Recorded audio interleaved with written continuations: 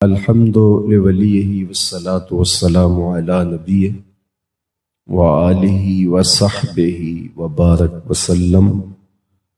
قال اللہ تعالی وتبارک فی القرآن المجید والفرقان الحمید فی شان حبیبہ مخبرا وآمرا ان اللہ وملائکتہ صلون علی النبی یا ایہا الذین آمنوا صلوا علیہ وسلموا تسلیما۔ اللہم صلی علی سیدنا و مولانا محمد معدن الجود والکرم صلاۃ و سلاما علیک یا سیدی یا رسول اللہ وعلی آلک و اصحابک یا حبیب اللہ۔ حمد و تعریف و توصیف اللہ جل مجدہ الکریم کی ذات بابرکات کے لیے، رسول رحمت، شفیع معظم، نبی محتشم، حضور ختمی المرتبت، اللہ کے پیارے، امت کے سہارے، رب کے محبوب، دانائے غیوب، مالک رقاب امم، فخر عرب و عجم، والی کون و مکان، سیاہ لا مکان، سید انس و جاں، سرور لالا رخاں، نیر تاباں، سرنشین مہوشاں، ماہ خوباں، شہنشاہ حسینہ، تتمہ دوراں، جلوہ صبح ازل، نور ذات لم یزل، باعث تکوین عالم، فخر آدم و بنی آدم، نیر بطحا، رازدار ما اوہا، شاہد ما طغا، صاحب علم نشرہ، معصوم آمنہ احمد مجتبیٰ، حضرت محمد مصطفیٰ صلی اللہ علیہ وسلم کے حضور ناز میں اپنی عقیدتوں، ارادتوں اور محبتوں کا خراج پیش کرنے کے بعد، واجب الاحترام، ذوی الاحتشام، عالی مرتبت، ذی وقار علماء کرام، مشائخ اعظام، عاشقان رسول، آج کی یہ بابرکت اور پر نور محفل میلاد مصطفیٰ صلی اللہ علیہ وآلہ وسلم، بارگاہ رسالت معاب علیہ التسلیمات میں اپنی عقیدتوں، ارادتوں اور محبتوں کا خراج پیش کرنے کے لیے ادارۃ المصطفیٰ حلقہ کراچی کی جانب سے انعقاد پذیر ہے۔ جملہ منتظمین کو اور آپ سب شرکاء کو مبارکباد پیش کرتا ہوں۔ حضور کے ذکر کی برکتیں اللہ مجھے اور آپ کو نصیب فرمائے۔ تا حد نظر ہجوم عاشقاں ہے اور شہر کراچی کی سب سے بڑی جامع مسجد میں تل دھرنے کی جگہ نہیں، اطراف میں بھی عاشقوں کا ہجوم ہے۔ یہ حضور سے محبتوں، الفتوں کا رشتہ ہے جو کبھی کسی دور میں بھی کمزور نہیں ہوا۔ صدیاں قبل حضور اس دنیا پہ جلوہ گر ہوئے تھے، لیکن ماحول کی شگفتگیاں بتاتی ہیں جیسے کوئی کل ہی گزر کے گیا ہو۔ زمیں سے آسماں تک، آسماں سے لامکاں تک ہے، کہاں کھولے تھے گیسو یار نے، خوشبو کہاں تک ہے۔ اتنا تذکرہ ہم نے کسی کا ہوتے نہیں دیکھا جتنا میرے حضور کا ہو رہا ہے۔ میرے امام نے کہا تھا، فرش پہ تازہ چھیڑ چھاڑ، عرش پہ طرفہ دھوم دھام، کان جدھر لگائیے تیری ہی داستان ہے۔ گھر گھر تذکرے انہی کے پھیلے ہیں اور ہر لب پہ انہی کے ترانے اور انہی کے نعتوں کے نغمے ہیں۔ عقیدتوں کا ہجوم ہے، محبتوں کی بولیاں ہیں، عشاق کے سینے حضور کے ذکر سے، تذکرہ نور سے تسکین پاتے ہیں۔ پوچھنے والے پوچھتے ہیں یہ کہاں لکھا ہے؟ لکھے کی کمی نہیں، ہمارے علماء دلائل کے انبار لگا دیتے ہیں، لیکن میں کہا کرتا ہوں کیا ذکر رسول کے لیے بھی کسی دلیل کی ضرورت ہے؟ کبھی ایسا ہوا ہے کہ پھولوں کا تذکرہ چھڑا ہو اور بلبل کہے کہاں لکھا ہے؟ بات شمع کی چل رہی ہو اور پروانہ دلیلیں ڈھونڈ رہا ہو، اور یہ بھی ممکن نہیں کہ بات سرکار مدینہ کی ہو رہی ہو اور امتی کو کسی دلیل کی ضرورت ہو۔ محب کے لیے اس سے بڑا سرمایہ کوئی نہیں کہ کوئی اس کے محبوب کا ذکر چھیڑ دے۔ آیت ذکر نعمان لنا فإن ذکرہ هو المسک ما کررتہ یتضوع۔ امام شافعی بولے میرے ممدوح کی باتیں کریں، ان کا تذکرہ چھیڑیں، ان کا ذکر ایسی کستوری ہے تم جو چھیڑتے جاؤ گے خوشبو پھیلتی چلی جائے گی۔ مطرب سے کہو کہ چھیڑے ذرا اس جان تمنا کا قصہ، مطرب سے کہو کہ چھیڑے ذرا اس جان تمنا کا قصہ، فرقت کے بھیانک لمحوں میں کچھ دل کو سہارا ہو جائے۔ تو حضور کا ذکر اہل ایمان کے لیے قرار قلب ہے، تسکین جاں ہے۔ جب کسی کے لبوں پر اس مبارک ذکر کی چمک پیدا ہوتی ہے تو ایک عجیب روشنیاں پھیلنے لگتی ہیں اور کائنات بقائے نور بن جاتی ہے، اور شرق تا غرب کائنات کا ایک ایک گوشہ حضور کے ذکر سے مہک رہا ہے، تذکار پیغمبر کی خوشبو سے معطر ہے۔ جگہ جگہ گلی گلی کائنات کا ایک ایک گوشہ حضور کے نام سے منور ہے۔ کیوں نہ ہو کہ جس کے ذکر کو رفعت میرے رب نے عطا کی، وَرَفَعْنَا لَكَ ذِكْرَكَ کا تاج جس محبوب کے سر پہ رکھا، اس ذکر کو کبھی بھی نیچا ہونا مقسوم نہیں ہے۔ ہر آن، ہر لمحہ، ہر ساعت یہ ذکر بڑھتا ہی رہے گا۔ وَلَلْآخِرَةُ خَيْرٌ لَكَ مِنَ الْأُولَى۔ یہ محبوب علیہ السلام پر اللہ کی رحمتوں کا گھنا سایہ ہے کہ ہر آن، ہر لمحہ، ہر ساعت حضور کے ذکر کے ڈنکے بجاتی ہوئی طلوع ہوگی۔ ہم نے جب سے ہوش سنبھالا ہے ہر اچھی قدر پامال ہوتی دیکھی ہے۔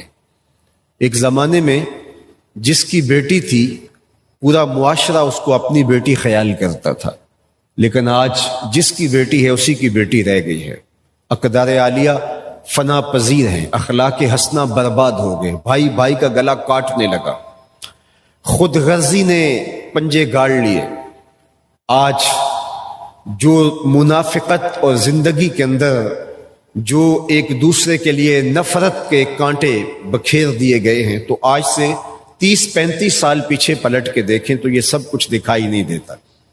تو ہم نے دیکھا کہ ہر قدر زوال پذیر ہوئی، ہر اخلاق حسنہ زوال پذیر ہوتے دکھائی دیے، لیکن ہم نے یہ دیکھا کہ حضور کا ذکر اونچا ہی اونچا ہوتا چلا گیا۔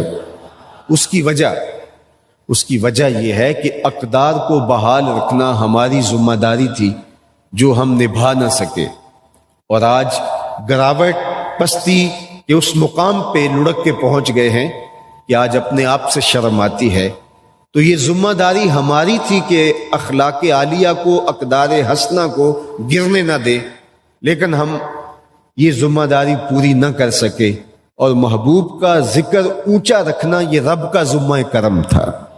اس لیے اللہ جل شانہ نے محبوب کے ذکر کو نیچا نہیں ہونے دیا، اور ہر آنے والی ساعت، ہر آنے والی گھڑی حضور کی عظمتوں کے ڈنکے بجاتی ہوئی طلوع ہو رہی ہے۔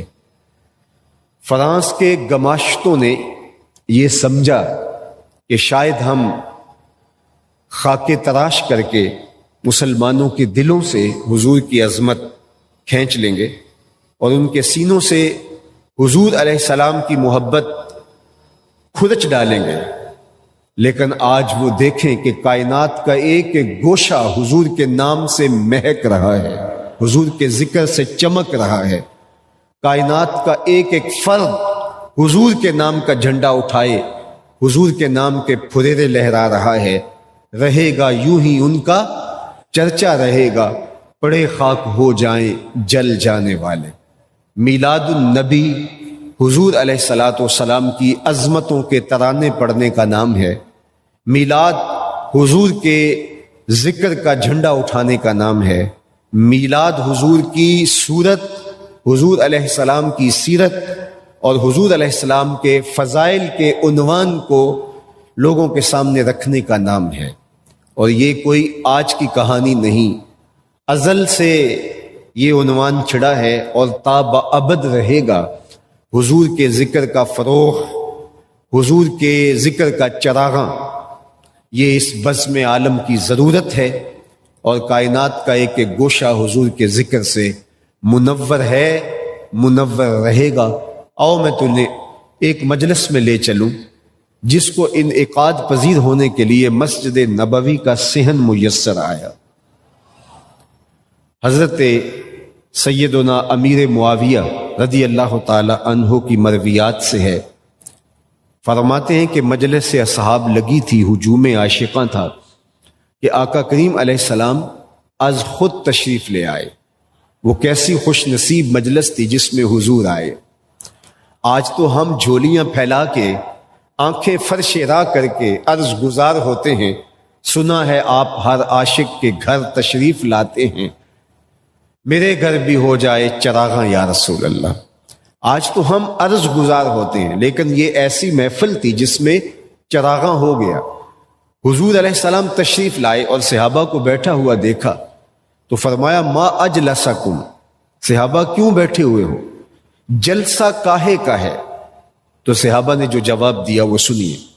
بولے جلسنا ندعو اللہ ونحمدہ علی ما ہدانا لدینہ ومن علینا بک، ہمارے بیٹھنے کا مقصود یہ ہے کہ ہم اللہ کے حضور دعائیں پیش کر رہے ہیں، اس کی حمد بول رہے ہیں، اس کا شکرانہ ادا کر رہے ہیں اس بات پر کہ اس نے ہمیں ہدایت دین عطا فرمائی، اور اس بات پر اس کا شکرانہ ادا کر رہے ہیں کہ آپ نصیب ہوئے، آپ عطا کر دیے گئے، آپ جیسا ہادی نصیب کر دیا گیا۔ اس نعمت عظمیٰ پر اس کا شکر ادا کرنے کے لیے مجلس بپا کیے ہوئے ہیں۔ آج اگر آپ سے کوئی پوچھے کہ آپ کیوں بیٹھے ہو تو آپ کا جواب بھی یہی ہے کہ ہم اس شکرانے کی ادائیگی کے لیے بیٹھے ہیں کہ اللہ نے ہمیں حضور کی امت سے بنایا ہے اور حضور کی صورت میں ہمارے اوپر انعام کیا ہے۔ اور اگر اس کو نظم کے عنوان میں، نظم کے لہجے میں آپ بولے تو آپ کا جواب یہ ہوگا کہ فضل رب العلا اور کیا چاہیے، مل گئے مصطفیٰ اور کیا چاہیے۔ تو صحابہ نے عرض کی حضور ہمارے بیٹھنے کا مقصود یہ ہے کہ ہم شکرانہ ادا کر رہے ہیں کہ اس نے ہمیں ہدایت دین دی اور آپ کی صورت میں ہمارے اوپر انعام فرمایا۔ بات تو سادہ سی تھی، لیکن حضور نے فرمایا کیا تم اس بات پہ قسم دے سکتے ہو کہ تم اسی لیے بیٹھے ہو، تمہارے بیٹھنے کا کوئی اور مقصود نہیں ہے؟ تو برجستہ عرض گزار ہوئے جی حضور ہم اسی لیے بیٹھے، ہم اس پہ حلف دیتے ہیں، ہم قسم اٹھاتے ہیں۔ باقاعدہ صحابہ نے حلف دیا، قسم اٹھائی۔ جب وہ قسم دے چکے تو آقا کریم نے ان کی آنکھوں میں پھیلے ہوئے استجاب کو دیکھا تو فرمایا کہ میں تم سے یہ جو قسم لی ہے، تم سے جو حلف لیا ہے، یہ کسی تہمت کی بنیاد پر نہیں تھا، تمہارے قول کی صداقت پر مجھے کوئی شک نہیں گزرا تھا کہ میں قسم سے اس کی تصدیق چاہی ہو، بلکہ ماجرا کچھ اور تھا، اور وہ یہ کہ تم یہاں بیٹھے مجلس بپا کیے ہوئے تھے اور میں حجرہ میں بیٹھا تھا۔ اتانی جبریل علیہ السلام فاخبرنی ان اللہ یباہی بکم الملائکہ، جبریل نے مجھے آ کے کہا محبوب ذرا باہر تو نکل کے دیکھو، آپ کے صحابہ کے اس عمل پر اللہ فرشتوں میں ناز کر رہا ہے، اللہ فخر کر رہا ہے ملائے اعلیٰ میں کہ میں نے دیکھو ان کو نعمت دی تھی، یہ اس کا شکرانہ ادا کر رہے ہیں۔ اللہ کی رحمتوں سے کوئی بعید نہیں ہے کہ آج کی مجلس بھی قبول کر لی جائے اور اللہ فرمائے دیکھو صدیاں بیت گئیں، یہ آج بھی بیٹھ کے اس نعمت کا شکرانہ ادا کر رہے ہیں، اور ہمارا بیٹھنا کامیاب ہو، ہماری جستجو بامراد ہو جائے اور ہمارا آنا مقبول ہو جائے اور یہ چیز ہماری بخشش کی ضمانت بن جائے۔ باقی جہاں تک حضور علیہ السلام کی عظمتوں کے بیان کا عنوان ہے تو ایک شب کیا ساری زندگی بھی گزار دیں حق کے شکر پھر بھی ادا نہ ہو۔ میں نے عرض کیا کہ میلاد 3 چیزوں کا نام ہے: حضور کے شمائل کا تذکرہ، حضور کے خصائل کا تذکرہ اور حضور کے فضائل کا تذکرہ۔ حضور کی صورت، حضور کی سیرت اور حضور کی عظمت کو بیان کرنا یہ اہل ایمان کا معمول رہا ہے۔ کائنات میں جیسی صورت میرے حضور کی تھی ایسی صورت کسی کی نہیں ہے۔ اللہ اکبر، تیری صورت سے نہیں ملتی صورت کسی کی۔ وہ جمال دیا، وہ حضور کو اللہ تعالیٰ نے خوبصورتی عطا فرمائی۔ حضرت ابو ہریرہ رضی اللہ تعالی عنہ بولے، قل قمر لیلۃ البدر لم ارا قبلہ ولا بعدہ مثلہ۔ کیا پوچھتے ہو، 14ویں رات کا چمکتا ہوا چاند تھے میرے حضور۔ پھر کہا نہیں نہیں نہیں، حضور جیسا نہ پہلے دیکھا نہ بعد میں دیکھا۔ حسان بن ثابت رضی اللہ تعالیٰ عنہ بیٹھے تھے، کہا دیکھتے کیسے، کسی ماں نے جنم دیا ہوتا تو دیکھتے۔ وَأَحْسَنُ مِنْكَ لَمْ تَرَ قَطُّ عَيْنِي وَأَجْمَلُ مِنْكَ لَمْ تَلِدِ النِّسَاءُ خُلِقْتَ مُبَرًّا مِنْ كُلِّ عَيْبٍ كَأَنَّكَ قَدْ خُلِقْتَ كَمَا تَشَاءُ۔ بولے حضور جیسا سونا آج تک میری آنکھ نے نہیں دیکھا۔ پھر کہا آنکھ دیکھتی کیسے، کسی ماں نے جنم ہی نہیں دیا۔ آپ کو ہر عیب سے پاک بنایا گیا ہے۔ خلقت مبرّا من کل عیب، ہر نقص سے، ہر عیب سے، ہر کمزوری سے آپ کو پاک بنایا گیا ہے۔ اللہ اکبر، وہ کمال حسن حضور ہے کہ گمان نقص جہاں نہیں۔ نقص تو بڑی دور کی بات ہے، یہاں نقص کا گمان بھی نہیں ہے۔ وہ جمال، وہ خوبصورتی، اللہ اکبر، حسن ہی حسن رکھ دیا۔ یہ تو قریش نے بھی کہا۔ عجیب کہانی ہے، تم محمد بھی کہتے ہو صلی اللہ علیہ وآلہ وسلم اور عیب بھی نکالتے ہو۔ یا تو محمد کہنا چھوڑ دو یا عیب لگانا چھوڑ دو، کیونکہ محمد ہوتا ہی وہ ہے کہ جس کی بار بار تعریف کی جائے، تعریف کی جائے پھر تعریف کی جائے، ابھی بھی تشنگی رہ جائے پھر تعریف کی جائے۔ الذی یحمد حمدن بعد حمدن مرتن بعد مرتن کرتن بعد کرتن۔ 100 بار بھی تعریف کرو لیکن پیاس نہ بجھے، پیاس نہ بجھے۔ اللہ اکبر، نہ حسنش غایت دارد نہ سادی را سخن پایا، نہ حسنش غایت دارد نہ سادی را سخن پایا، ومیرت تشنہ مستسقی و ہم دریا ہم چنا باقی۔ سادی کہتے ہیں کہ نہ اس کے حسن کی انتہا ہے اور نہ ہی سادی کا عشق کبھی سیراب ہوتا ہے۔ حالت یہ ہے کہ سمندر اور دریا کے کنارے پیاسا، سیراب ہونے کے باوجود بھی پیاسا ہی رہا، اس لیے کہ وہ حسن ہی اتنا فراواں ہے کہ پیاس بجھتی ہی نہیں ہے۔ تو زندگیاں گزر جائیں تو تعریف ختم نہ ہو، تو کہا محمد ہوتا ہی وہ ہے جس کی بار بار تعریف کی جائے، بار بار تعریف کی جائے، بار بار تعریف کی جائے۔ زندگیاں ختم ہو جائیں، قلم ٹوٹ جائیں، اور جس کے اوصاف کا ایک باب بھی پورا نہ ہو اسے محمد کہا جاتا ہے۔ عجیب بات ہے، محمد بھی کہتے ہو اور عیب بھی نکالتے ہو۔ ایک بات کرو۔ تو انہوں نے کہا ٹھیک ہے، ہم محمد نہیں کہیں گے، ہم آج کے بعد اپنے طور پہ نام مزمم رکھ لیتے ہیں، معاذ اللہ۔ اس کا معنی بار بار مذمت کیا گیا، اور وہ مزمم کہہ کہہ کے گالیاں دیتے ہیں اور اپنے خوب سے باطن کا اظہار کرتے ہیں۔ صحیح بخاری اٹھائیے، ایک صحابی نے حضور کی خدمت میں آ کے بڑی درد مندی سے کہا، حضور وہ مزمم کہہ کہہ کے اپنے خوب سے باطن کا اظہار کرتے ہیں، اور وہ بے تاب اور بے چین تھا۔ تو میرے حضور نے کہا آپ نے دیکھا نہیں اللہ نے قریش کے منہ کو کیسے موڑ دیا؟ یشتمون مزممن ویلعنون مزممن وانا محمدن وانا محمد۔ فرمایا وہ کسی مزمم کو گالیاں دے رہے ہیں، میرے رب نے مجھے محمد بنایا ہے۔ تو محمد ہوتا ہی وہ ہے جس کی بار بار تعریف کی جائے، جس کے حسن و جمال کے قصیدے پڑھے جائیں، جس میں کوئی عیب اور نقص نہ ہو۔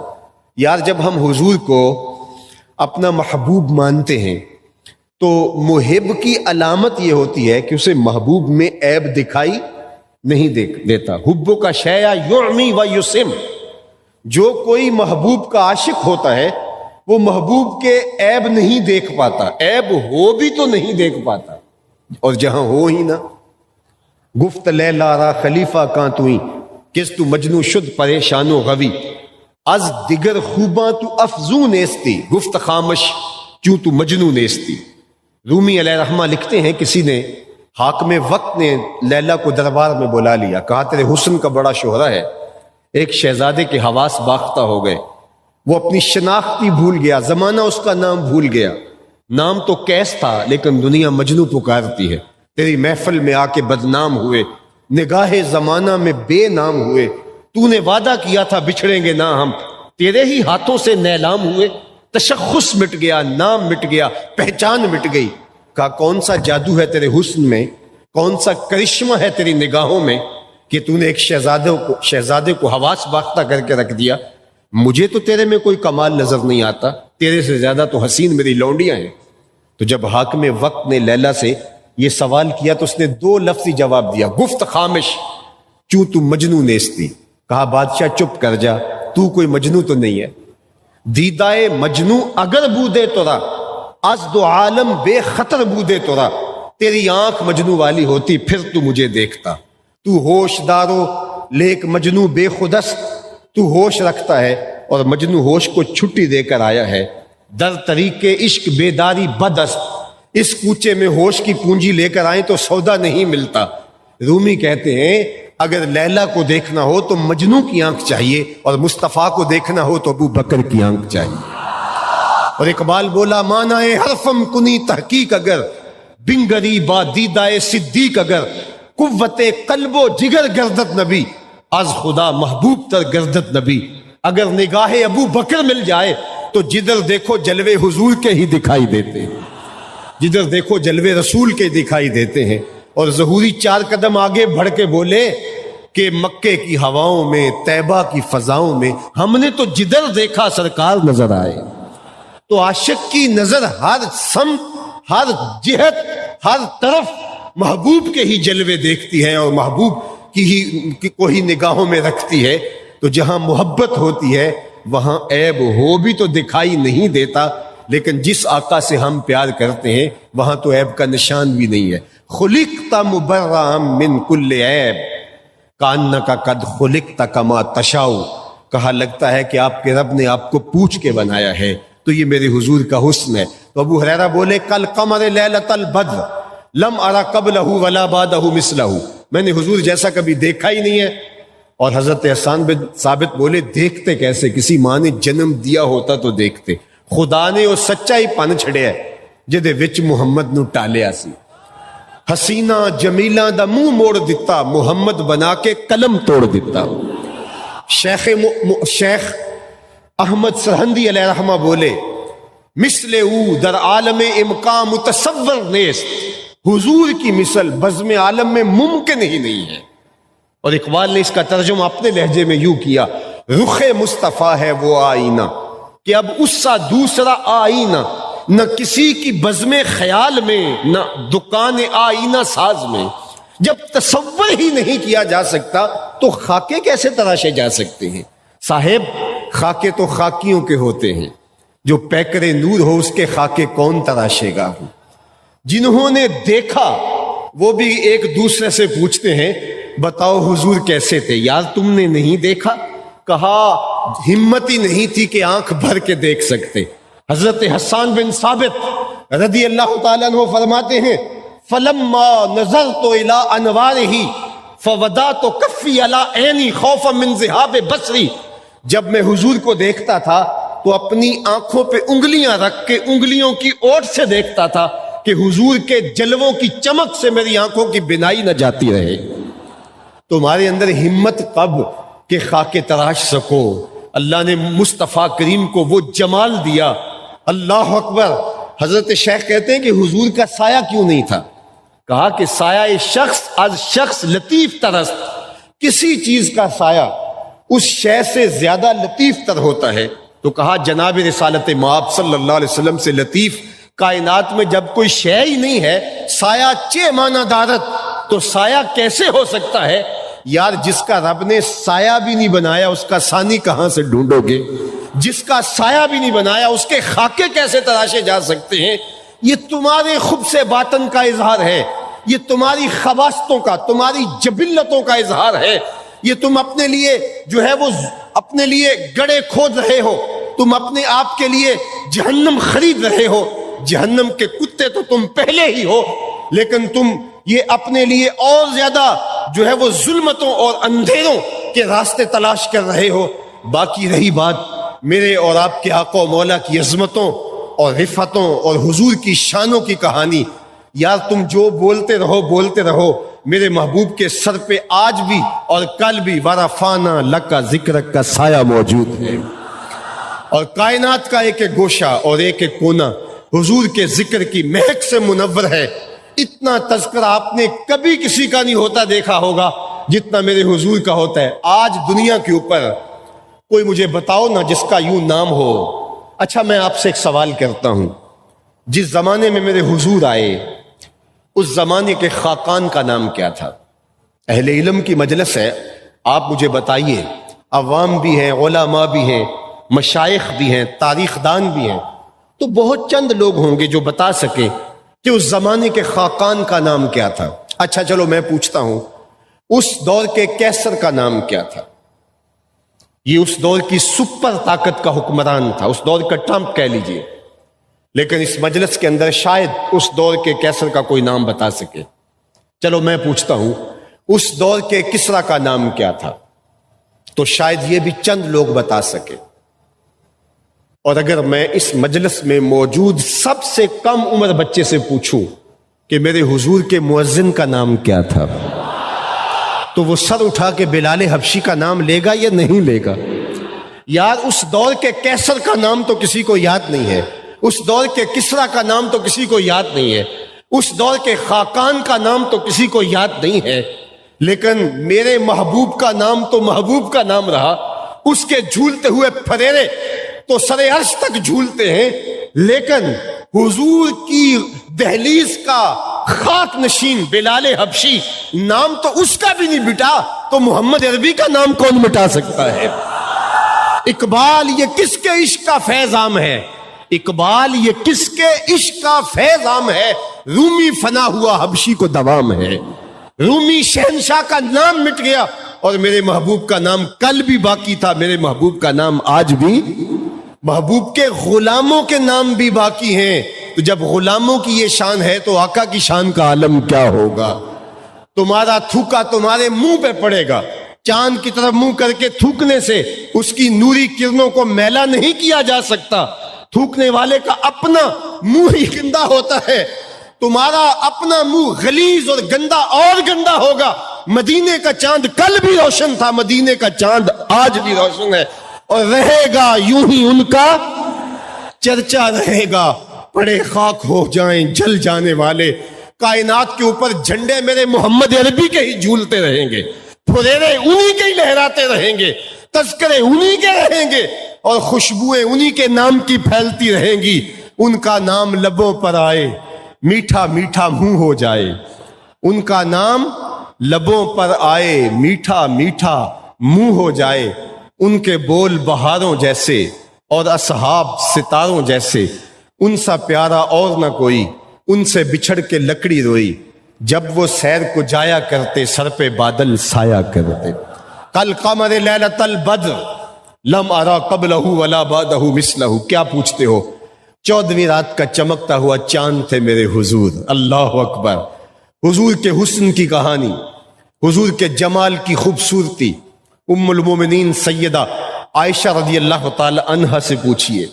ایک دن چرخہ کاٹ رہی تھی، کم از کم جو میری عمر کے لوگ ہیں انہوں نے تو دیکھا ہوگا کہ ہماری مائیں چرخہ کاٹتی تھی، اور چرخہ کاٹتے ہوئے جو خوبصورت آواز پیدا ہوتی ہے، وہ دل نواز صدا جو ہے وہ روح تک اترتی محسوس ہوتی ہے، اور وہ کیا کیف طاری کر دیتی ہے۔ تو ام المومنین چرخہ کاٹ رہی تھی، اور آقا کریم علیہ السلام کوئی گھر کے کام میں مصروف تھے، اور اس کام کی وجہ سے حضور کی پیشانی پر قطرے نمودار ہوئے، پسینے کے قطرے، جس کے بارے میں علماء فرماتے ہیں، صحابہ روایت کرتے ہیں کہ حضور کا پسینہ موتیوں کی طرح تھا، خوشبودار بھی تھا، چمکدار بھی تھا۔ تو موتیوں جیسے قطرے نمودار ہوئے حضور علیہ الصلوۃ والسلام کی مبارک پیشانی پہ. وہ پیشانی اللہ اکبر، وہ کسی نے کہا رخ کے آئینے میں مصور جڑا ہوا. اگر آپ کا ذوق ہو تو رخ کے آئینے میں مصور جڑا ہوا، ماتھے کی ہر لکیر پہ قرآن لکھا ہوا. کیسی طلعت زیبا، کیسی خوبصورت پیشانی.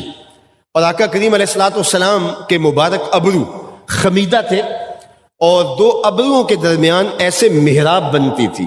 اور آقا کریم جب امامہ باندھتے تو حضور کی خمیدہ زلفیں جھک کر کے حضور کی پیشانی پر جب آ جاتی تو اس طلعت زیبا پر سیاہ زلفوں کا جو رنگ اور جمال ہوتا، آپ کے امام کتنی خوبصورتی کے ساتھ اس کا حسن بیان کر رہے ہیں. آپ کی توجہ ہو تو یہ شعر آپ کے قلب کو ٹھنڈک اور تسکین بھی پہنچائے گا. اور آپ دیکھیں شاعری کیا ہوتی ہے، شاعری کا اور سخنوری کا کمال اور جمال کیا ہوتا ہے. تو حضور علیہ الصلوۃ والسلام کے دو ابرو اور ان کے درمیان حضور کی مبارک زلف کا لٹکا ہوا بال، اور وہ بھی تھوڑا سا خم لیے ہوئے. تو بولے میرے امام، خم زلف نبی، خم زلف نبی ساجد ہے محراب ابرو میں. خم زلف نبی ساجد ہے محراب ابرو میں. اور سجدہ کرتے ہوئے اس خم زلف کی تسبیح کیا ہے، یہ دعا کیا مانگ رہا ہے. اب ذرا غور کیجئے، خم زلف نبی ساجد ہے محراب ابرو میں. خدایا تو ہی والی ہے سیاہ کاران امت کا، خدایا تو ہی والی ہے سیاہ کاران امت کا. وہ طلعت زیبا، حضور کام کر رہے تھے، پیشانی پر قطرے نمودار ہوئے. ام المومنین چرخہ کاٹتی ہیں اور ان کی نظر پڑ گئی. جو ہی نظر پڑی تو ایسی کھوئیں کہ چرخہ خود بخود دھیما ہوتا چلا گیا، اور پھر ایسی کھو گئی کہ چرخہ بھول گئی اور حضور کی پیشانی کو دیکھتی رہی. جب آواز مدھم ہوئی اور پھر ختم ہو گئی تو حضور نے سر انور اٹھایا اور کہا عائشہ کیا ہوا، چرخہ چلانا چھوڑ دیا؟ تو حضور نے جب یہ کہا تو ام المومنین بولی حضور آج اگر ابو کبیر الحزلی ہوتا اور آپ کی پیشانی پر چمکتے ہوئے قطرے نمودار جو ہوئے ہیں ان کو دیکھ لیتا تو آج اسے سمجھ آ جاتی کہ میرے شعروں کا مصداق محمد عربی ہے. وہ جمال، وہ خوبصورتی. حضور نے ایک دن کالی چادر کی بکل کی اور ام المومنین سیدہ عائشہ رضی اللہ تعالی عنہا سے کہا کیف ترینی یا عائشہ، عائشہ بتاؤ کیسا لگ رہا ہو، آج حسن ناز میں آ گیا. تو ام المومنین بولی کہ حضور چادر کی سیاہی نے چہرے کی سفیدی کو نکھار دیا ہے، اور چہرے کی سفیدی نے چادر کی سیاہی کو نکھار دیا. کل قمر لیلۃ البدر لم ارى قبلہ ولا بعدہ مثلہ. اور حضرت عبداللہ ابن عباس بولے کان رسول اللہ صلی اللہ علیہ وآلہ وسلم افلج الثنیتین اذا تکلم رؤیا کالنور یخرج من بین ثنایاہ. حضور کے سامنے والے دانتوں میں ہلکا سا فاصلہ تھا، جب آقا کریم بولتے تھے، مسکراتے تھے، بات کرتے تھے، نور کی کرنیں چھن چھن کے نکلتی تھی. اذا سر استنار وجہہ، جب حضور مسکراتے چہرے سے نور نکل جاتا اور روشنی نکلتی اور ہر طرف اجالا ہی اجالا پھیل جاتا. اور حضرت عائشہ فرماتی ہے میں چرخہ کاٹ رہی تھی، میں گھر میں کچھ سی رہی تھی کہ میرے ہاتھ سے سوئی گر گئی. اللہ اکبر. اور پیغمبر کا گھر ہے اور دیے میں جلانے کے لیے تیل بھی میسر نہیں ہے. مال کے کونین ہیں گو پاس کچھ رکھتے نہیں، دو جہاں کی نعمتیں ہیں ان کے خالی ہاتھ میں. تو کہا کہ میں پریشان تھی کہ اتنے میں حضور تشریف لائے. جب حضور تشریف لائے اتنی روشنی ہو گئی کہ میں گمی ہوئی سوئی کو تلاش کر لیا. قاضی ثناء اللہ پانی پتی نے تفسیر مظہری میں لکھا کہ باقاعدہ عورتیں جمع ہو کر کے ایک وفد بنا کے حضرت حلیمہ سعدیہ کے پاس گئیں اور کہا حلیمہ تو اتنی امیر ہو گئی ہے کہ رات کو بھی دیے نہیں بجھاتی، بڑے بڑے امیر کبیر خاندان بھی رات کو چراغ بجھا کے سوتے ہیں، لیکن تو غریب سی تھی، ماڑی سی تھی، لیکن تیرے گھر میں اب رات کو بھی دیا جلتا رہتا، اتنی تو امیر ہو گئی ہے.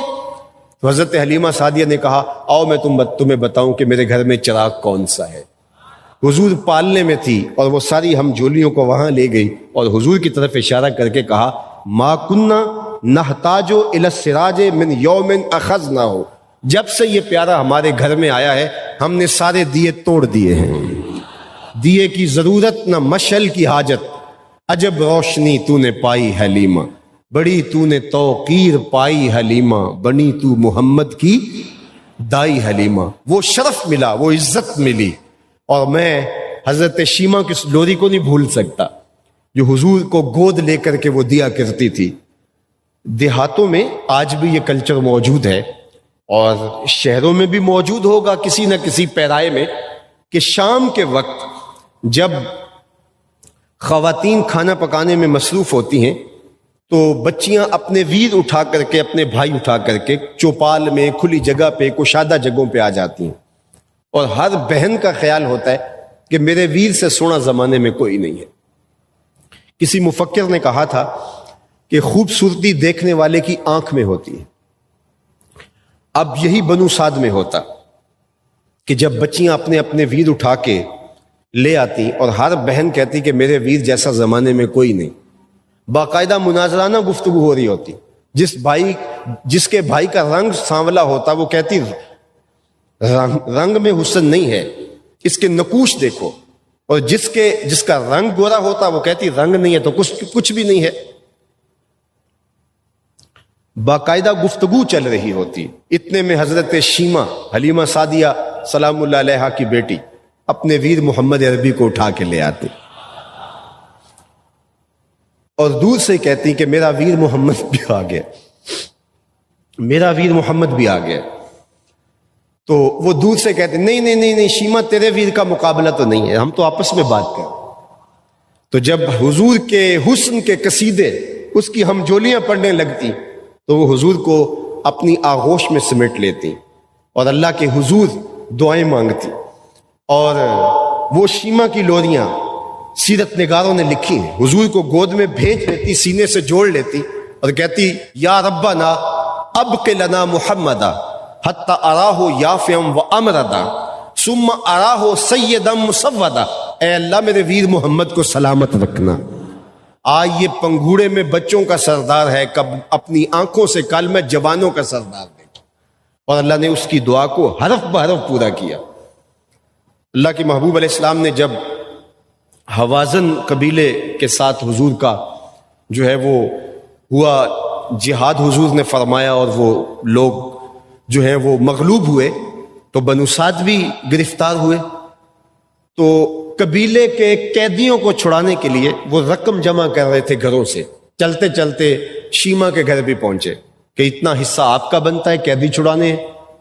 تو کس نے ہمارے لوگ پکڑے ہیں، کیا ہوا، ساری کہانی جب اس نے سنی تو کسی کے لبوں پہ حضور کا نام آیا۔ تو شیمہ نے کہا کہ پھر تو ضرورت نہیں ہے کہ تم کوئی رقم اکٹھی کرو، مجھے ساتھ لے چلو، میں تمہارے قیدی چھڑا کے لاتی ہوں۔ انہوں نے کہا تم کیسے چھڑاؤ گی؟ کہا تم نہیں جانتے، وہ میرا ویر لگتا ہے، وہ میرا بھائی لگتا ہے۔ قوم کے سرداروں کو لے کر حضور کے خیمہ نوری کی طرف حضرت شیمہ، حضور کی رضائی بہن بڑھ رہی ہیں۔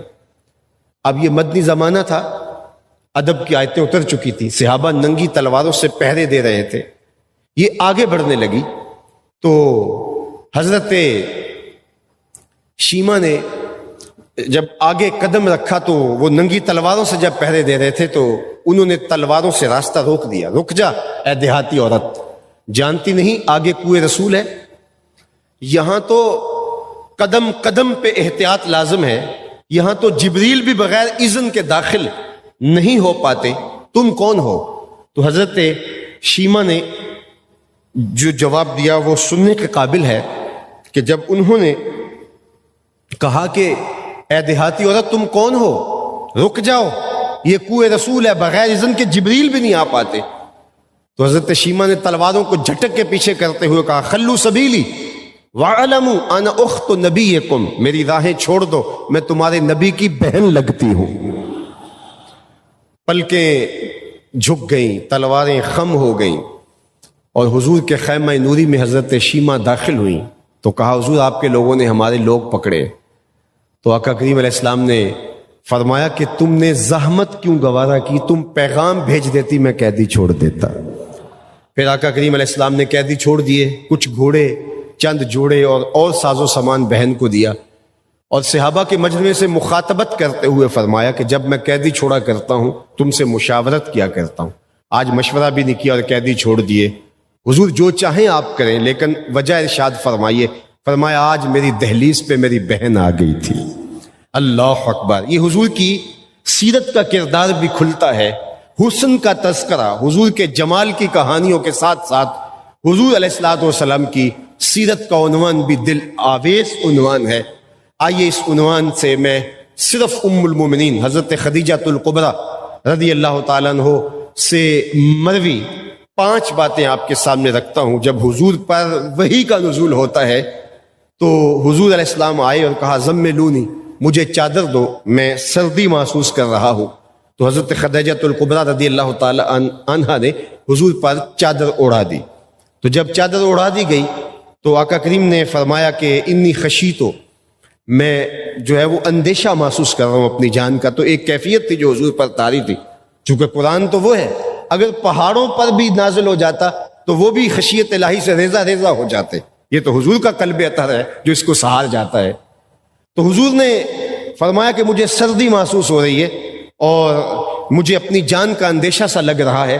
تو ام المومنین حضرت خدیجہ الکبریٰ رضی اللہ تعالی عنہا نے جو اس وقت حضور کو تشفی دیتے ہوئے، تسلی دیتے ہوئے جو ارشاد کیا، جو جملے کہے، ذرا ان جملوں پر آپ غور کیجئے۔ یہ حضور کی سیرت کا وہ عنوان ہے جو میلاد کے موسم پہ ہمیں سمجھنا بھی ہوگا اور اپنی زندگیوں میں حضور کے اس کردار کو اتارنا بھی ہوگا۔ تو حضرت خدیجہ الکبریٰ نے کہا کلا واللہ لا یخزیک اللہ ابدا، محبوب آپ پریشان نہ ہوں، آپ کا رب آپ کو پریشان نہیں ہونے دے گا، آپ کی عزت میں فرق نہیں آنے دے گا، آپ کو بے آبرو نہیں ہونے دے گا۔ اللہ اکبر! اس رب نے محبوب کی عظمت کے جھنڈے لگائے ہیں، وہ کیسے محبوب علیہ السلام کی عظمت کو کم ہونے دے گا؟ یہ جو کچھ ہو رہا ہے زمانے میں، یہ آزمائش ہماری ہے، یہ امتحان ہمارا ہے کہ ہم کہاں کھڑے ہیں۔ امت کیا اس واقعے کے بعد امت بنتی ہے یا وہ اسی طرح ٹکڑیوں میں بٹی رہتی ہے، جغرافیائی ٹکڑیوں میں اور گروہی ٹکڑیوں کے اندر تقسیم رہتی ہے، یا امت اپنی ذمہ داریوں کو سمجھتی ہے کہ اس سے بڑی قیامت اور کیا ہو سکتی ہے کہ پیغمبر حسن کے خاکے تراش دیے جائیں اور ریاستی سرپرستی کے اندر ایسا کیا جائے۔ 1450 سالہ تاریخ کے اندر ایسا کبھی نہیں ہوا۔ ہم کمزور سے کمزور بھی رہے ہیں۔ سلطنت عثمانیہ کا جو آخری دور ہے، یہ سازشوں کا گڑھ بن گیا تھا، سلطنت عثمانیہ کا مرکز، اور استنبول میں آ کر کے پوری دنیا کے مکار آ کے بیٹھ گئے تھے۔ اور اس زمانے میں بھی فرانس نے یہ بدماشی کی کہ حضور علیہ الصلوۃ والسلام کی عظمت و رفعت پر حملہ کیا اور ایک فلم چلانا چاہی۔ تو انتہائی مشکلات میں گرا ہوا حاکم وقت خلیفۃ المسلمین سلطان عبد الحمید، وہ پوری قوت کے ساتھ کھڑا ہو گیا اور اس نے کہا کہ میں یہ نہیں ہونے دوں گا، اور تلوار لے کر کے سفیر کے سامنے آ گیا۔ یہ ہمارے حکمرانوں کا کردار ہے۔ آج ہم ان کو خراج کیوں پیش کرتے ہیں؟ آج سلطان صلاح الدین ایوبی کا نام کیوں باقی ہے؟ جب ریجینالڈ نے ایک حاجیوں کے قافلے کو لوٹا اور لوٹ کر کے کہا کہ بلاؤ اپنے نبی محمد صلی اللہ علیہ وسلم کو جو تمہاری مدد کرے، تو یہ بات جب سلطان تک پہنچی تو اس نے کہا میں اپنے اوپر آرام حرام کرتا ہوں جب تک میں اس کتے کو اس کے کیفر کردار تک نہ پہنچاؤں اور اپنے ہاتھ سے قتل نہ کروں۔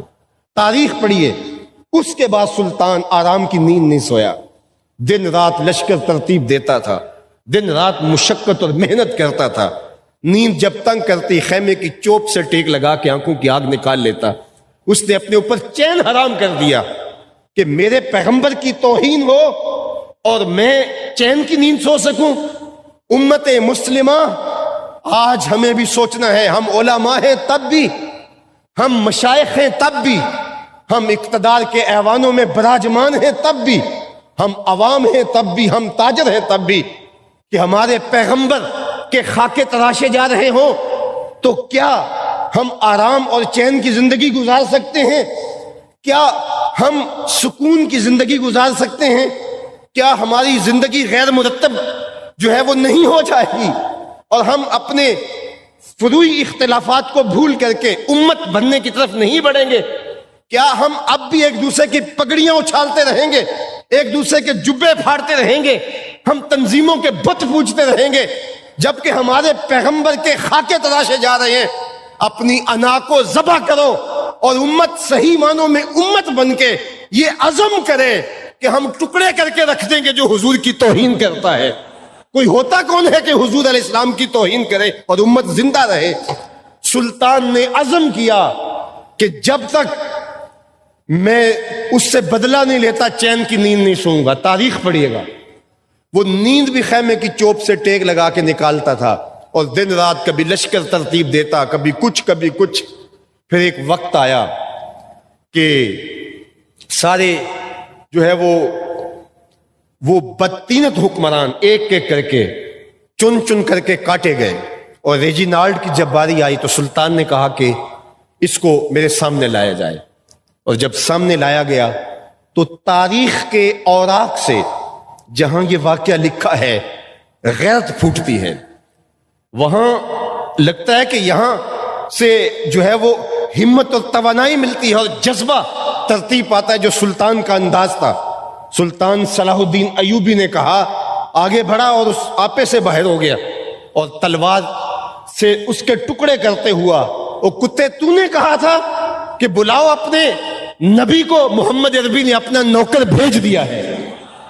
اور پھر اس نے چین کی نیند لی کہ میرے آقا و مولا کا گستاخ کیفر کردار تک پہنچا۔ آج میں اور آپ دیکھیں کہ ہم کیا اپنی ذمہ داریوں سے عہدہ برا ہو رہے ہیں۔ اگر تاجر اسی طرح خیانت کر رہا ہے اور حکمران اسی طرح چین کی نیند سوئے ہیں اور امت کو غالب کرنے کے لیے جو ہے وہ علماء و مشائخ سے لے کر عوام تک یکسو اور یکجہت نہیں ہو رہے ہیں، تو پھر قیامت کے دن رسول رحمت کا سامنا ہم کس طرح کر پائیں گے؟ اپنی زندگی کا ایک ایک گوشہ، ایک ایک لمحہ اور ایک ایک ساتھ پیغمبر حسن و جمال کے قدموں میں نچھاور کر دیجئے اور حضور کے نام لگا دیجئے، اور آخری سانس تک حضور صلی اللہ علیہ وسلم کے ساتھ وفاداری کا رشتہ نبھائیے۔ یہ ہمارے ایمان کا تقاضا ہے، یہ ہماری محبت کا تقاضا ہے۔ باقی جہاں تک رہی بات حضور علیہ السلام کی، حضرت خدیجہ الکبریٰ رضی اللہ تعالی عنہ نے جب لوگ پتھر لے کے حضور کی راہیں روکنے کے لیے آنے والے تھے، اس وقت بھی کہا کلا واللہ لا یخزیک اللہ ابدا، میں قسم اٹھا کے کہتی ہوں آپ کا رب آپ کو بے آبرو نہیں ہونے دے گا، آپ کا رب آپ کو رسوا نہیں ہونے دے گا۔ اور پھر آپ کے وصف بیان کیے، ایسے باکمال شخص کی عزت میں کیسے فرق آ سکتا ہے؟ انکا لتصل الرحم، آپ کی شان یہ ہے کہ آپ صلہ رحمی کرتے ہیں۔ دوسری چیز وتحمل الکلہ، جس کا کوئی بوجھ اٹھانے والا نہیں اس کا بوجھ آپ اٹھاتے ہیں۔ وتکسب المعدوم، اور جس کی کوئی کمائی کرنے والا نہیں اس کی ضرورت آپ پورا کرتے ہیں۔ وتقری الضیف، اور آپ مہمان نواز ہیں۔ وتعین علی نوائب الحق، اور راہ خدا میں جن لوگوں کو مشکل پڑتی ہے، مصیبت پڑتی ہے، آپ اس کے ساتھ کھڑے دکھائی دیتے ہیں۔ جب ان اوصاف حمیدہ کے آپ مالک ہیں تو آپ کا رب آپ کو کبھی بھی رسوا نہیں ہونے دے گا، آپ کی آبرو پر حرف نہیں آنے دے گا۔ تو محبوب کی آبرو تو سلامت ہے۔ کتوں کے بھونکنے سے کیا فرق پڑتا ہے؟ چاند کو دیکھ کر کے کتے جو ہے وہ بھونکا ہی کرتے ہیں، لیکن چاند تو نور برساتا ہی رہتا ہے، اس سے تو فرق نہیں پڑتا۔ یہ امتحان ہمارا ہے، یہ آزمائش ہماری ہے۔ ہم نے اپنی زندگیوں کو حضور کی محبتوں کے سانچے میں ڈھال دینا ہے۔ آقا کریم علیہ الصلوۃ والسلام کی محبت ہمارے رگ و ریشہ میں محو نفوذ ہو، ہمارا طرز زندگی بتائے کہ ہم حضور کے غلام ہیں۔ میرے استاد فرمایا کرتے تھے، یہ نہ ہو کہ لوگ تمہیں پوچھیں کہ تم کون ہوتے ہو اور تمہیں بتانا پڑے کہ ہم مسلمان ہوتے ہیں۔ یہ دیکھو مذہب کے خانے میں اسلام لکھا ہوا ہے۔ آپ فرمایا کرتے تھے، صاحب کسی کو پوچھنا نہ پڑے، تمہیں بتانا نہ پڑے، تمہاری وضاقتہ، تمہارا طرز زندگی، تمہارا انداز معاشرت ایسا ہونا چاہیے، تم دور سے چلے آ رہے ہو، لوگ پہچان کے کہیں وہ دیکھو محمد عربی کا نوکر آ رہا ہے۔ نور آنکھوں میں تو چہروں پہ اجالے ہوں گے، مصطفیٰ والوں کے انداز نرالے ہوں گے، دنیا میں بھی ان کے دم سے مقدر چمکا، محفل میں بھی محشر میں بھی ان کی رحمت کے حوالے ہوں گے۔ باقی رہی بات حضور کی عظمتوں کی، حضور کی رفعتوں کی، تو حضرت شیخ عبدالحق محدث دہلوی علیہ رحمہ فرماتے ہیں افہام خلائق، تمام کائنات کی عقلیں، ان کی خرد، ان کا فہم و ادراک انبیاء علیہم السلام کی عظمتوں تک پہنچنے سے قاصر ہے۔ تمام زمانوں کی، فلسفیوں کی، دانشوروں کی، دنیا کے بڑے بڑے جو ہے وہ پڑھے لکھے لوگوں کی عقول کو جمع کر لیا جائے تو وہ ایک نبی کی عظمت تک پہنچنے سے قاصر ہے۔ اور پھر آگے ارشاد فرمایا سب نبیوں کی عقول حضور کی عظمت تک پہنچنے سے قاصر ہے۔ اللہ نے جو محبوب کو شان عطا فرمائی ہے، حضرت بایزید بسطامی فرماتے ہیں ایک دن مجھے شوق آیا کہ میں حضور علیہ الصلوۃ والسلام کی شانیں تو دیکھوں، تو میں معرفت کے سمندر میں غوطہ لگایا۔ فائزہ بینی و بینہا الف حجاب من نور، جہاں میرا نقطہ انتہا تھا اور مصطفیٰ کریم کا بھی نقطہ آغاز تھا، جہاں میں ختم ہو رہا تھا اور مصطفیٰ بھی شروع ہو رہے تھے، اس کے اور اس کے درمیان 1000 نور کا پردہ آیا۔ یہ کون کہہ رہے ہیں؟ یہ کوئی ایسا شخص نہیں ہے کہ جس کو فاتحہ بھی صحیح طرح سے پڑھنے نہیں آتی، یہ ولیوں کے امام ہیں حضرت بایزید بسطامی۔ حضرت داتا گنج بخش علی حجویری کشف المعجوب کے اندر حضرت بایزید بسطامی رضی اللہ تعالی عنہ کے بارے میں لکھتے ہیں کہ تصوف کے 10 بڑے اماموں میں سے ایک امام کا نام بایزید بسطامی ہے، اور ان کی شانوں کا عالم یہ ہے کہ یحییٰ بن معین نے حضرت بایزید بسطامی کو خط لکھا، اور جو لکھا وہ ان کی اپنی کیفیت تھی، لیکن بصیغہ غیب لکھا، جس طرح کہ بزرگوں کا ماضی میں طریقہ ہوتا تھا کہ وہ اپنی زبان سے اپنی کرامات بیان نہیں کیا کرتے تھے، اپنے فضائل نہیں بیان کیا کرتے تھے۔ اگر کسی چیز کو بیان کرنا مقصود بھی ہوتا تو بصیغہ غیب بیان کرتے۔ تو حضرت بایزید کو یحییٰ بن معین نے لکھا، حضرت اس شخص کی کیا شان ہے جس نے معرفت کے سمندر سے ایک جرعہ لیا، ایک گھونٹ پیا، اور ایسی مستی آئی، ایسا نشہ چڑھا کہ ابھی تک وہ نشہ اتر ہی نہیں رہا۔ ایک گھونٹ پیا معرفت کے سمندر سے اور ایسی مستی آ گئی کہ ابھی تک نشہ ہی نہیں اترتا۔ تو بایزید بسطامی علیہ رحمہ نے جو جواب دیا وہ حضرت کی اپنی کیفیت تھی، لیکن بصیغہ غیب انہوں نے بھی جواب دیا۔ فرمایا تو اس کی شان پوچھتا ہے جس نے ایک گھونٹ پیا اور ابھی تک نشہ نہیں اترتا، تو اس کی حالت کیوں نہیں پوچھتا جو پورا سمندر پی کے پھر بھی ہوش میں پھر رہا ہے۔ یہ ہیں بایزید بسطامی، شراب عشق پی کر جو نہ بہکے ظرف اس کا ہے کہ ایک ایک بوند اس کی رکھتی ہے تاثیر میں خانہ۔ تو بایزید بسطامی فرماتے ہیں جہاں میری انتہا ہو رہی تھی اور مصطفیٰ کا بھی نقطہ آغاز تھا، اس کے اور اس کے درمیان 1000 نور کے پردے آئے۔ لو دنو تو خط وطن لہ ترک، تو اگر میں ایک قدم آگے بڑھتا تو جل کے راکھ ہو جاتا۔ جس نبی کے قدم اتنے اونچے ہیں اس نبی کا سر کتنا اونچا ہوگا۔ ہمارے درس نظامی میں شامل نصاب کتاب ہے شرح قائد نصفیہ، اس کی تشریح علامہ عبدالعزیز پرہاروی نے علیہ رحمہ نے النبراس کے نام سے لکھی ہے۔ اس میں حضرت ابو الحسن رفاعی کا ایک واقعہ لکھتے ہیں۔ وہ کہتے ہیں کہ میں نے روحانی طور پہ پرواز کی، اور اس میں کوئی اختلاف نہیں ہے، روح پرواز کر سکتی ہے، یہ عالم عمر کا لطیفہ ہے۔ اگر میری روح زنگ آلود ہے اور پرواز نہیں کر پاتی تو پاک روحوں پر اپنی روح کو قیاس نہ کرو۔ ہم خوابوں میں کہاں سے کہاں چلے جاتے ہیں، تو روحیں پرواز کرتی ہیں۔ تو حضرت ابو الحسن رفاعی کہتے ہیں میں نے روحانی طور پہ پرواز کی، حتی صعدت فی الفوقانیات، یہاں تک کہ بہت اونچا چلا گیا، 7 لاکھ عرش عبور کر گیا۔ عرش ایک نہیں ہے، عرش بہت سارے ہیں۔ عالم اجسام اور عالم وجوب کے درمیان، عالم امکان اور عالم وجوب کے درمیان عرش عالم برزخ ہے۔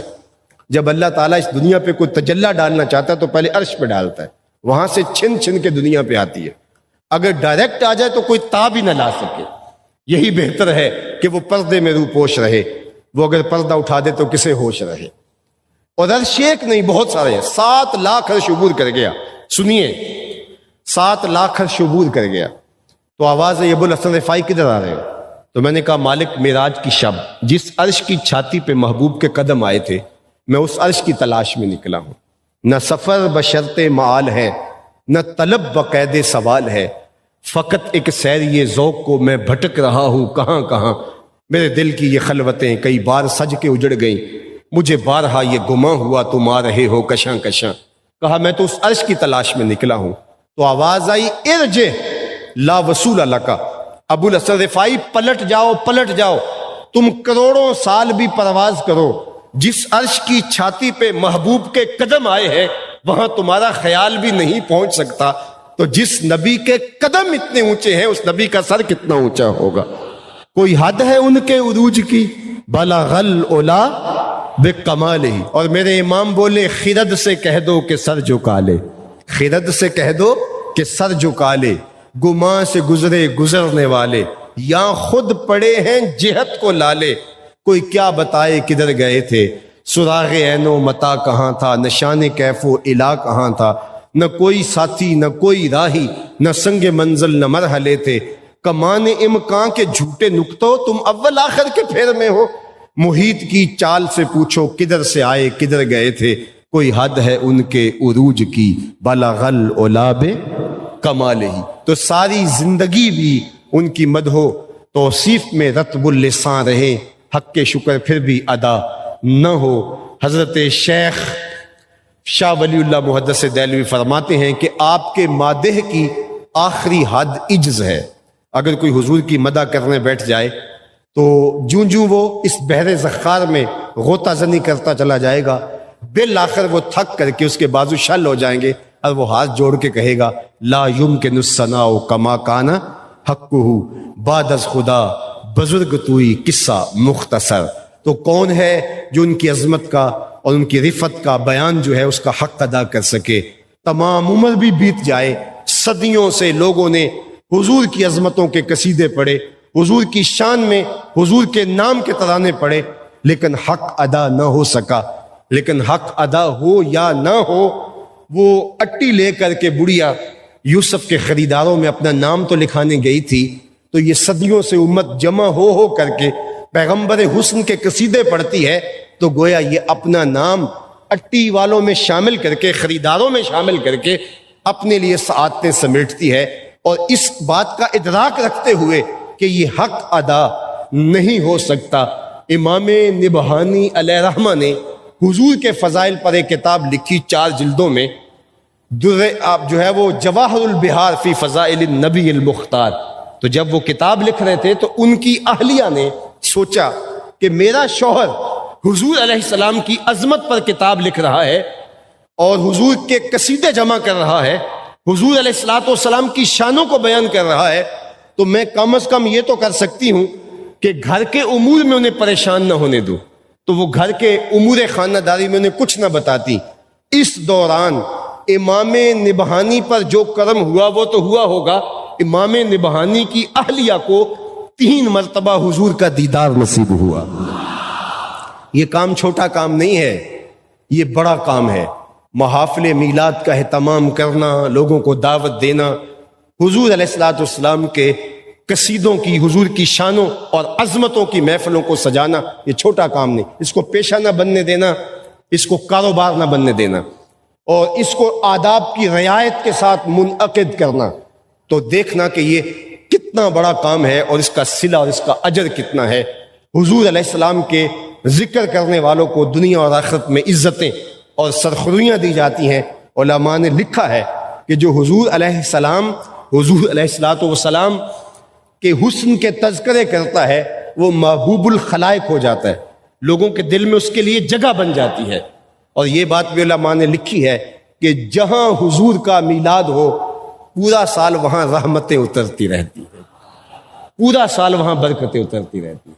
اگر آپ کعبۃ اللہ میں جائیں تو وہاں ایک پتھر نصب ہے جسے مقام ابراہیم کہتے ہیں۔ اللہ کے گھر طواف کرنے کے بعد یہاں 2 رکعتیں پڑھی جاتی ہیں۔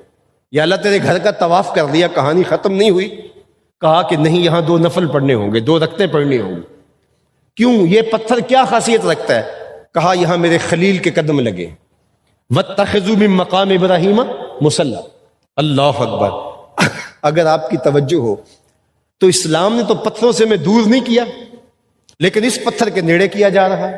مقام ابراہیم بھی پتھر ہے، اور چاہے زمزم وہ بھی پتھروں سے پھوٹتا ہوا پانی ہے، حجر اسود بھی پتھر ہے، اور اس کو جو حاجی چومنے لگتے ہیں تو چومتے چلے جاتے ہیں۔ میں نے بوڑھے اشخاص کو ہتھیلیوں پر جان رکھ کے اس پتھر کو چومنے کے لیے بے چینیوں اور عجیب کیفیتوں میں دیکھا ہے۔